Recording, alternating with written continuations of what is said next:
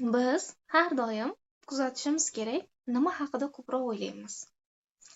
Bizni ongimiz qaysi o'lchamda bo'lsa, bu o'lchamga mos xatti-harakat qilamiz. Bizni ongimiz qaysi o'lchamda turib qolgan bo'lsa, o'sha o'lchamga mos qonuniyatlar bor. O'sha o'lchamga mos o'y-xayollar bor. O'sha o'lchamga mos karmik jarayonlarimiz bo'ladi. Hozir chizib ko'rsataman.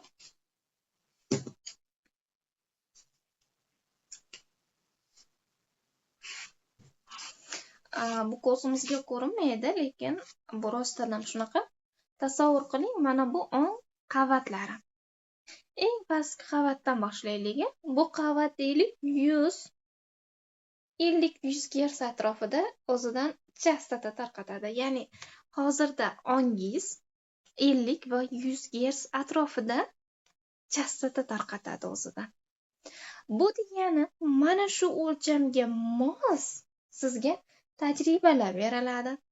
Aynan shu o'lchamga mos bo'lgan insonlar hayotingizga kirib keladi va bu o'lchamga mos bo'lgan sizga o'yinlar taklif qilinadi hayotingizda va siz bu o'yinga kirib o'ynaysiz.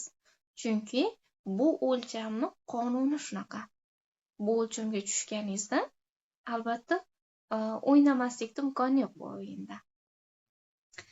Masalan, deylik, yaqin bir insoningiz sizni xafa qiladigan qanaqadir so'z aytdi yoki kim bilandir tortishib qoldingiz. Bu o'lchamda siz baribir majbursiz xafa bo'lishga. Hech qachon xafa bo'lmayman desangiz ham.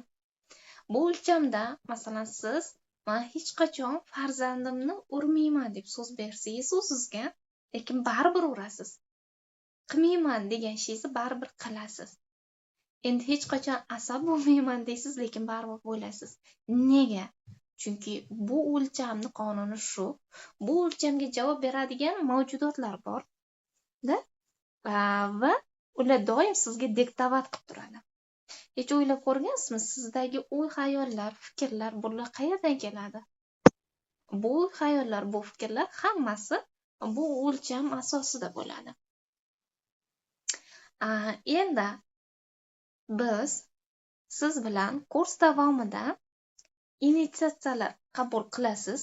Eng yuqori chastotali initiatsiyalar. Bu initiatsiyalarda yaratuvchining barcha dinlarda, eng qadimiy ilmlardagi barcha ismlari aytilishi mumkin yoki yuqori chastotali kodlar berilishi mumkin.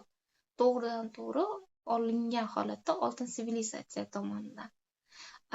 Siz bu narsani aytganingizda, bu narsani takrorlaganingizda o'z navbatida har bir initiatsiya davomida beriladigan kodlarni, so'zlarni o'zini chastotasi bor.